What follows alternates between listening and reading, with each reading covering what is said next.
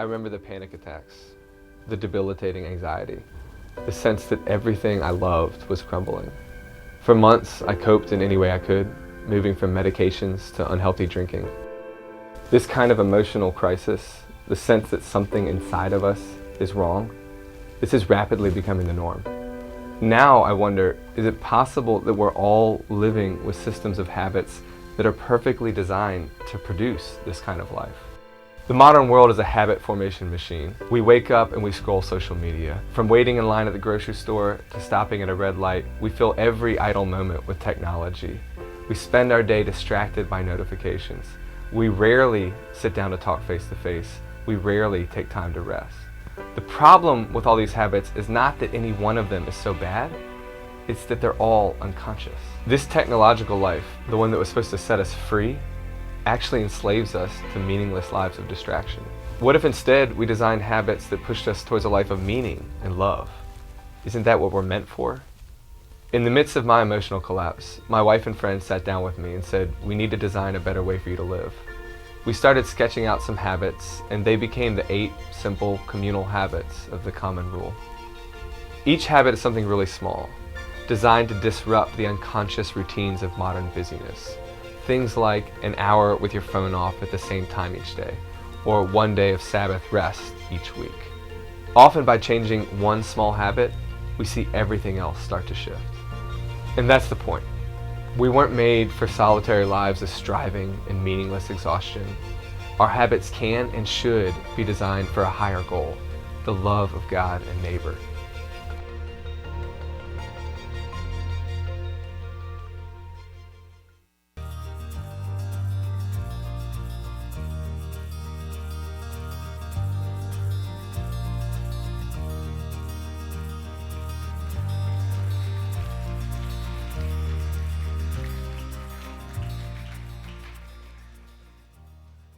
So it's about the 48-hour mark of not sleeping that I finally decided to go to the hospital. And I remember at about 3 a.m. in the waiting room, the first thought on my mind was not what is this strange and sudden anxiety that's overtaken me and keeping me from sleep. The first thought on my mind was actually, am I going to make it back to work tomorrow morning by 8 a.m.? Then I remember about 5 a.m. that morning writing an email to my assistant, my supervising partner, letting him know that I, in fact, wouldn't be in that morning. And I kept it vague, just that I had had an issue overnight. Really, I didn't want them to know what was going on, but to tell you the truth, I didn't actually know what was going on. I had been seized by this uncontrollable panic that was keeping me from sleep, but I had no real idea why. A month later, I would be a wreck, up in the middle of the night with uncontrollable fears, relying on either a bottle of pills or a bottle of bourbon to fall back to sleep. And each night, just like that first one, hoping that somehow I'd get it back together by 8 a.m. and get to work. So I'm introducing you here to the worst time in my life, but there is something else you should know about that time, and that was that I was then and am still now a devoted follower of Jesus. And the question for me is, how is it that so many of us, like myself, preach a gospel of peace? Indeed, we even believe it. And yet, we find our work lives, our practical lives, our school lives a nervous wreck of mental health. The answer, I want to tell you tonight, has a lot more to do with habit than you think. But in order to get there, let me give you a little more background. So, I'm a lawyer now, but before I became a lawyer, I was a missionary in China for almost 5 years, until an encounter with a political protester in the streets of Shanghai changed the course of my life. How I would love to tell you that story, but they gave me 17 minutes for this talk. So you can buy the book to find out more about that. You can still fit an ad into 17 minutes. You see what I did there? But what happened after that moment was that I actually felt the Lord calling me to be a missionary in the United States to the business of lawyering. All right, and I mean that. So I came back to the States to go to law school, but like a man on a call. So, and a lot of it was working really well for me. I graduated at the top of my class at Georgetown. I had a wife and 2 sons at that time. I got my dream job at an international law firm doing mergers and acquisitions. It seemed that my calling was going really well, but there was this one thing. I didn't think it was a big problem. It was just that I was completely overwhelmed by my busyness. I didn't think it was a problem because I was just like all the other top law school students. All of our lives was this endless series of calendar alerts, always staying up later, waking up earlier, adding more resume activities. That's what I thought you did to do well. And again, remember, I'm a man on a call, so I want to do excellent work. What I want you to take away is that what I would say now is the house of my life was decorated with this Christian content of calling and purpose. But the architecture of my habits were just like everybody else's. And it was working until it all collapsed. What happened was, and it was a shock to me one night, a couple months into my new job, I woke up with this sense of existential panic. I had no idea what a panic attack was at the time. I just tried to fall back asleep. Problem was, next night it happened again. This time I never fall back asleep, and that's where we come to the beginning of what I told you about.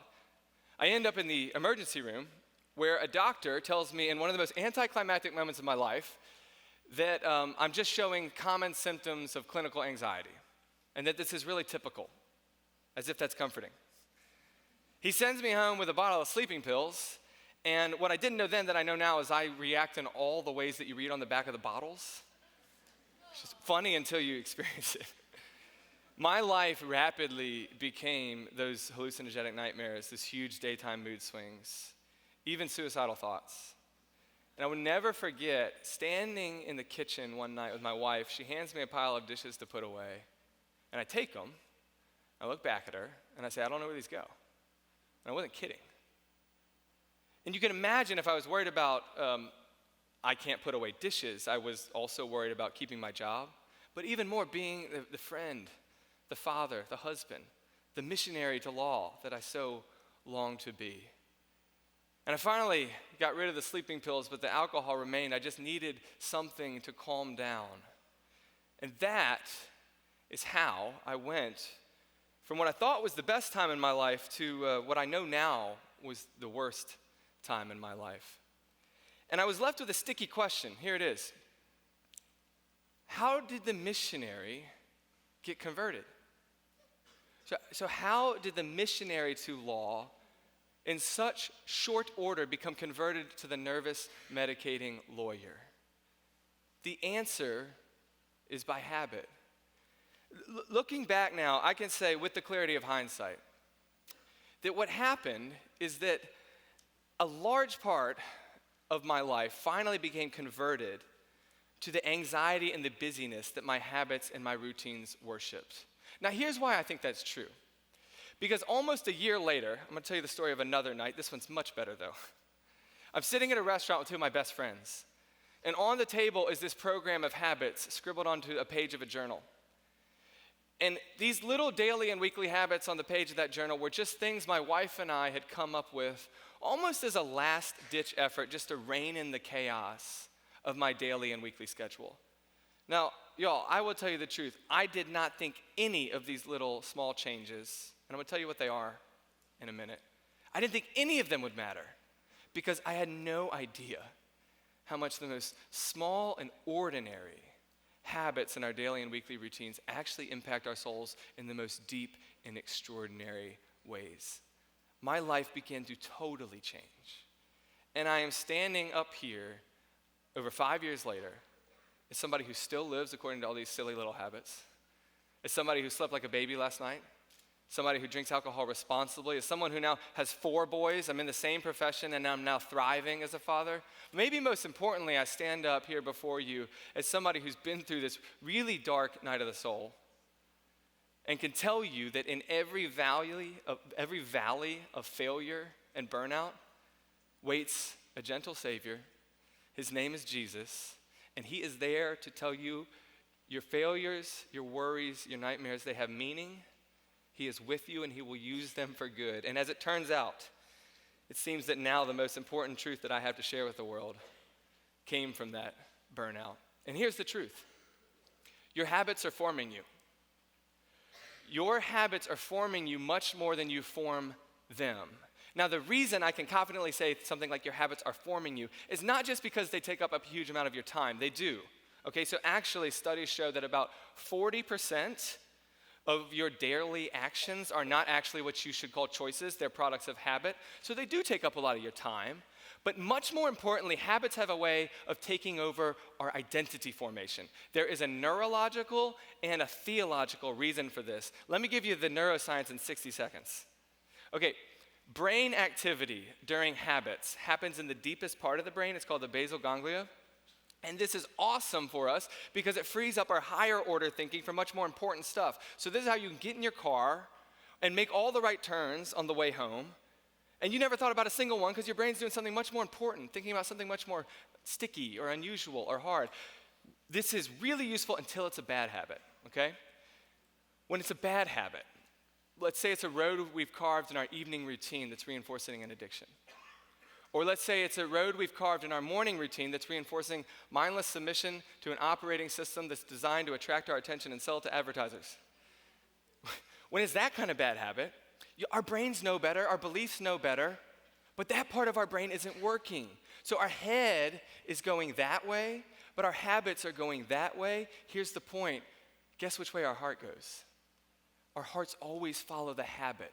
This is how our loves are formed by habit, and this leads to the more important theological reality. In order to understand habits, you have got to think of them as liturgies. All right, liturgies are fancy word for just saying routines of worship, the things that we do over and over in order to become formed by worship. What I want you to see is how similar the definition of habit and liturgy are, okay? They're both things that we do over and over, semi-consciously to unconsciously, and they're both things that form us. Here's the difference. Liturgies admit that they're worship. All right, so habits often obscure what we worship. That doesn't mean we're not worshiping. The question is not if, the question is what. And just like the psalmist says in Psalm 31:6, those who make and trust in idols will become like them. Worship forms us, habits of worship form us. Let me give you an example of how this is working practically in my morning routine pre-anxiety crash. All right, here are 3 of my habits from that time. Habit number 1, I wake up and immediately look at work emails before getting out of bed. What's the program of worship and formation going on there?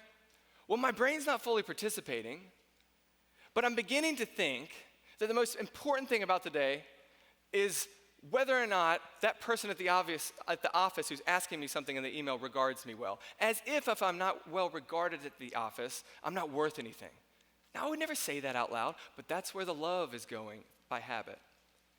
Habit number 2, everybody gets somewhere late while we scramble to eat breakfast on the go. I get to my office, I probably eat at my desk. What's the program of formation going on underneath the radar? Well, it's that to be busy, even too busy, is not just normal, but maybe even desirable. Because if I'm really busy, that means people want my time, which means I'm important, which means if I want to stay important, I got to stay busy, so I can never say no to anything. Habit number 3, set up at my desk with all alerts and rings and dings turned on and in sight. What's the program of formation going on there? Well, I'm starting to think unconsciously that the best way to work is not to be focused or be creative or think about how my work is an act of love for neighbor. No, it's just to stay updated. Because recent is relevant and urgent is important.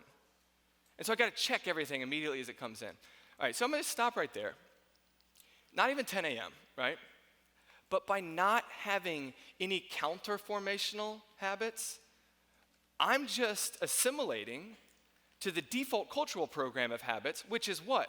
Forming me in the rigorous worship of omniscience, omnipresence, omnipotence, limitlessness. I look back on that time and I think, no wonder my mind and body rebelled. I look at our moment in this culture and I think, no wonder our minds are falling apart. We were meant to worship a limitless God, but we are not him. And the fundamental sin is always trying to be God instead of worship God. Here is the thing. My story might be extreme, but it's not unusual. The water you, me, and everyone else is swimming in is that we are all being formed by a rigorous program of habits. It's forming our spiritual lives, and most of us have no idea what they are. So what can we do about it? Well, after that night, came away with these 8 daily and weekly habits that over time I started working and practicing, and when I realized they were changing things, I thought there's something here, and I started studying and reading more and refining them. And my book, The Common Rule, is about 8 habits, 4 daily and 4 weekly. And the idea is that they're tend to disrupt these modern liturgies of worship, of limitlessness, and actually just form us in the love of God and neighbor instead. Now look, any psychologist will tell you can't just stop a habit, you gotta replace it with another one. Any theologian worth their salt will tell you can't just stop loving, you have to find a new love. These habits are meant to give you new loves by giving you new habits. How I would love to share all 8 with you, but I'm gonna share 2 with you, 1 daily and 1 weekly. All right, daily habit number 1, I call scripture before phone. When I first started at my law firm, I was working with a London office. And London is, anywhere from around 5 hours ahead of the United States. So what happened is every morning, I would wake up to about half a day's worth of emails in my inbox. And I wanted to do well at my new job, so my habit unconsciously became wake up, roll over, check and see what London needs. Never thought this was a problem until one morning, I wake up earlier because my son is crying. And I get up, and a couple minutes later, I'm sitting on the edge of my bed halfway through a response to the London office when I realize my son is still crying. What am I doing? I'm just still sitting here answering emails. That was the moment for me where I said, wait a minute, how did I become the kind of person who is more attentive to the cries of their office than the cries of their son? I never wanted to be that guy. Nobody chooses to become that guy, but so many of us become like that simply by habit. Here's what's going on. First thing in the morning, our heads are asking our phones a really simple question. What do I got to do today? Or who's saying what today? Or what's in the news today? Our hearts are asking our phone a much more profound question. Is who do I need to become today? Who do I need to become in order to be loved today? And when I started my day in work emails, the answer was simple. Become loved by working harder, working faster, working better. I'll suggest to you, the most significant flip in my life has just been saying, I'm not gonna do any of that. Not emails, not social media, not news. I'm not gonna look at a screen until after I spend at least a few minutes in the scriptures. Why? It's because when we pore over the scriptures and we find the message of God's love for us, and when we're filled up on that love, something fundamental shifts. Now we can go to those things, work emails, social media, news, work, whatever, and we're not looking for love anymore. We can actually go there to give love. And that changes everything about what we do with our days. I'd love to tell you more about the daily habits. A lot of them are about technology, turning your phone off for an hour a day, a weekly habit of curating your screen time to an hour limit. But I'm gonna end with just actually one analog weekly habit, and that's about friendship. The weekly habit I want to suggest to you is making an hour for conversation with a friend each week. Now, the idea here is that friendships will make or break your life. All right? Interestingly, we're living in a time in America where for the past 3 years, the life expectancy of the average American has gone down. That hasn't happened in 60 years, and back then there was an influenza outbreak to blame it on. Now, you know what it is? It's all preventable deaths, suicides, opioid abuses, drug and alcohol abuse. Sociologists are making credible arguments that what is going on here is an epidemic of loneliness. I was shocked recently. I read a peer-reviewed survey that said chronic loneliness reduces your life expectancy to the tune of smoking 15 cigarettes a day. So I mean what I said. Friendships will make or break your life, but more importantly, they will make or break your spiritual life. Here's why. What is the gospel besides that God knows all of our mess and he loves us anyway? What is a friend besides someone who sticks around so close that they know all of your mess, but they say, I'm sticking around anyway? So it is, I think, that these kind of friendships embody the gospel to us. I realize it is not something new. It's common sense that we need friends. What I'm trying to suggest is make it common practice by saying one of my 168 hours a week is devoted to the kind of conversation that forms deep and meaningful friendships. Disclose yourself to somebody else so that you can develop that kind of friend who loves you like Jesus does. That's a game changer. I'd love to tell you about the weekly habit of Sabbath, about the daily habit of having a communal meal. But let me just close with this. In the words of Annie Dillard, our days become our lives. And if you want to become the kind of person whose house is not just decorated with the content of calling, of purpose, of work and faith and mission, but the architecture, someone whose architecture is built of those things, you will need daily and weekly habits to get you there. I would encourage you, pick your habits on purpose. And know that as you do, your habits will never change God's love for you. But God's love for you can, should, it must change our habits. Let me pray that would be true of us. Lord, your love for us is so great. May it change everything about our lives. Lord, may it change what we believe, how we work, the purpose that we have, the identity that we have. Lord, may it change our daily and weekly habits so that we might become the kind of people who can go out into the world not looking for love, but who go out in the world to give love, to love you, to love neighbor. Make it so. It's in your good and powerful name we ask. Amen.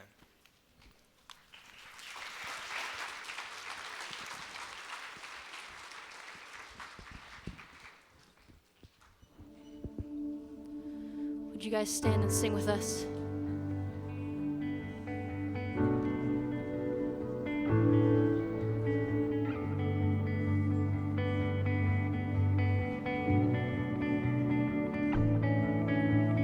God of creation, there at the start, before the beginning of time.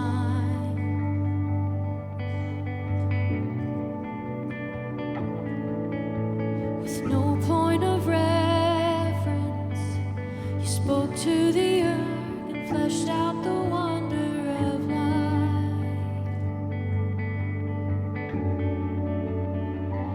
And as you speak, 100 billion galaxies are born. In the vapor of your breath, the planets form. If the stars were made to worship, so will I can see your heart in everything you made. Every burning star a signal fire of grace. If creation sings your praises, so will I. Oh, so will I.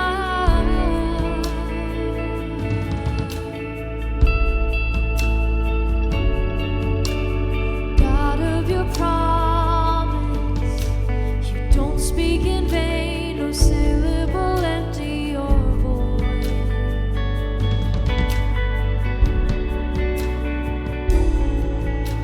For once you have spoken, all nature and science follow the sound of your voice.